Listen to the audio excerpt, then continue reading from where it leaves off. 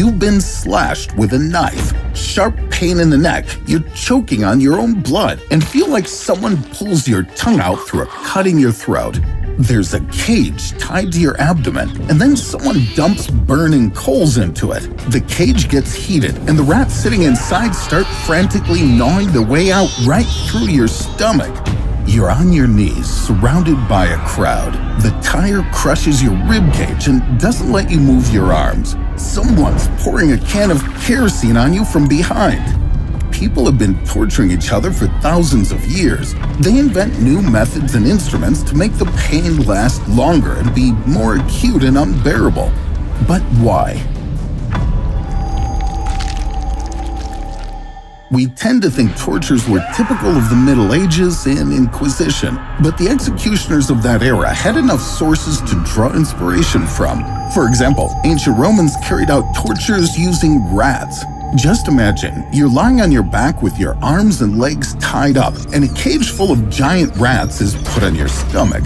The executioner throws burning coals on the cage so that it starts heating up. The rats run around their prison squeaking, but there's no chance to get away from the heat, so they start digging a tunnel through your belly. They bite your skin and muscles and rip your bowels apart, making you go crazy with pain. And as if that wasn't enough, here's a cherry on top. The executioner places the burning coals right into the open wound on your stomach. This torture has several variations. Sometimes the cage with rats was put on a person's head. Sometimes prisoners were simply locked in a room swarming with hungry rodents. But medieval executioners were worthy successors to ancient Romans. Just take a look at this lead sprinkler. It was filled with molten lead, boiling oil, resin, and even acid. Then the executioner sprayed the liquid all over the victim's naked body. The hot molten lead left severe burns on the skin. To make the suffering even worse, the executioner could pour the boiling liquid on the person's eyes or mucosa. But some really dreadful forms of torture don't even require weird instruments. A Colombian necktie was a popular means of punishment among drug lords in the 50s. Sometimes this invention is attributed to the famous drug trafficker Pablo Escobar. But in fact, a Colombian necktie already gained popularity when Escobar was only a child. Let's see what it is. At first, the victim had to be immobilized. Then their neck was cut. While the person was choking on their own blood, the executioner stuck their fingers into the wound and pulled the tongue out. If the cut on the neck was vertical, that was a Colombian necktie. If it was horizontal, you had a Colombian necklace. But why did they need to invent such a sophisticated punishment when there's a way to torture someone simply and agonizingly long? Oubliettes are bottled dungeons that were built in medieval castles with one purpose in mind: to hold prisoners. These cells were usually narrow and very deep. Executioners threw victims to the bottom and closed the hatch. Inside an oubliette, there was no place to lie down or even sit. Imagine that you have to stand and can't move a muscle. Hours and days pass, followed by weeks. You can see an exit just a couple of meters away, but there's no way you can reach it. You can only feel a searing pain in your stiff body and intolerable hunger. Sometimes spikes were placed on the floor of oubliettes to increase the victim's physical suffering even more. The most frequent guests of these dungeons were captive soldiers, and they stayed there forever. Medieval people were big fans of slow tortures, but it wasn't necessary to dig whole underground dungeons to turn someone's life into a hell. Sometimes all it took was a fork. The medieval Inquisition used a heretic's fork to torture those who practiced the so-called wrong religion. A two-pronged fork was attached to the wearer's throat, with one prong pointing at the chin and the other just above the sternum. The prisoner had to constantly keep their head tilted back. A couple of hours spent in that position brought terrible pain to the neck. But as soon as the victim tried to lower their head, the sharp prongs impaled soft tissues beneath the chin. Some victims attempted to end their suffering once and for all by sharply bringing their heads down, but only made things worse. They didn't die, but continued to bleed as their bodies racked with even more horrible pain.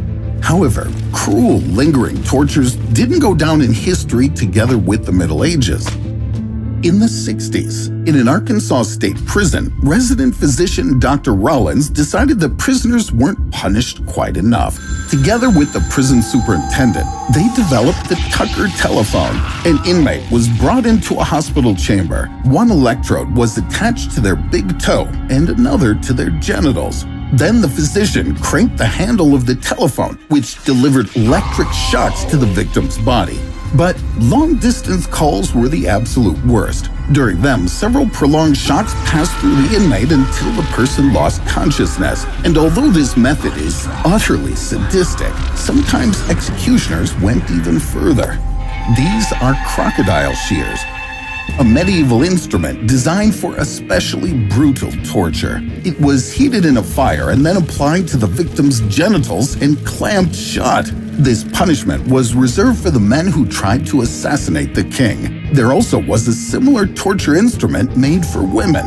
The iron spider was used to rip the breasts from wives accused of adultery. Equipped with 4 iron claws, the device was heated up, and then the women's breasts were fixed onto the claws. They were sharply pulled and literally tore the soft parts off. The victim was bleeding out, and even if she survived, she could still easily die later from all sorts of infections.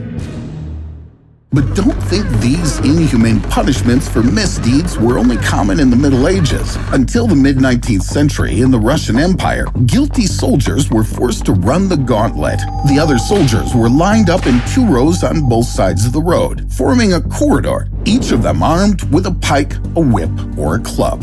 The victim was stripped from neck to waist and ordered to pass between the double row while his comrades were hitting him from both sides. The severity of the punishment differed depending on the severity of the misconduct. For instance, alcohol abuse led to up to 500 blows, while a soldier who'd attempted to escape got up to 5,000. But sometimes, the torture became a full-scale public execution. The victim was forced to run the gauntlet back and forth and again until he fell to the ground from exhaustion. While the soldier was still alive, his body was put on a sled or carriage, which was sent through the rows as many times as the man needed to finally stop breathing. But the most horrifying part is that running the gauntlet doesn't even rank among the top 3 most brutal torments created by humans. Flaying is one of the oldest forms of torture in history. Assyrians practiced it around 800 years BC. The executioner usually took a sharp knife and made a cut on the victim's shin and hips, then flayed off the skin piece by piece. Sometimes the body was hung up on a hook for convenience, or even impaled. When the whole thing was over, the person was left to slowly die. In most cases, they passed away within a few hours of blood loss or pain shock. But there were occasions when the victim was less fortunate and spent another few days in terrible agony, slowly dying of hypothermia and infections, a frightening end of life. But medieval executioners outdid even the creators of flaying. A rack is a device consisting of a wooden frame with rollers on both ends. The victim's ankles and wrists were fastened to it, and then the executioner rotated the rollers. This pulled the muscles and joints to the point of causing excruciating pain. The person tortured on the rack ended up with countless dislocations, and their muscles stretched so much that they couldn't contract anymore. And as if there could still be any pain tolerance left, the executioner could also burn the victim's flanks with torches, or slide hot coal between their adjacent toes, or simply take pincers and tear out the nails. But the worst thing that the rack torture produced was the sound. The snap of the cartilage getting ruptured, ligaments getting torn, and bones getting broken. Sometimes other prisoners were brought to watch the process, and after they did, they quickly confessed to all their crimes. You may think this is it. There can't be anything worse than this torment. But wait until you learn about necklacing, which was popular in South Africa in the 80s. The victims who had to undergo necklacing were primarily criminals and illegal immigrants. Imagine that an angry crowd gathers around you. Your hands are tied behind the back with barbed wire, and on top of that, a rubber tire crushes your rib cage. The next thing you know is that the crowd drenches you with gasoline, and then the next thing you hear is a cigarette lighter click. A few moments later, a searing pain swallows you completely. Under high temperatures, the tire starts melting and sticking to the skin. You'll stay conscious for only about 20 minutes, burning alive in the molten rubber. Your body will keep smoldering and turning into charred remains for many hours after you actually die. Do you think these atrocities are a thing of the past, even though they happened not so long ago? Let's check when the most recent example of rat torture was recorded. No, it wasn't in ancient Rome. It was in Uruguay in 1985.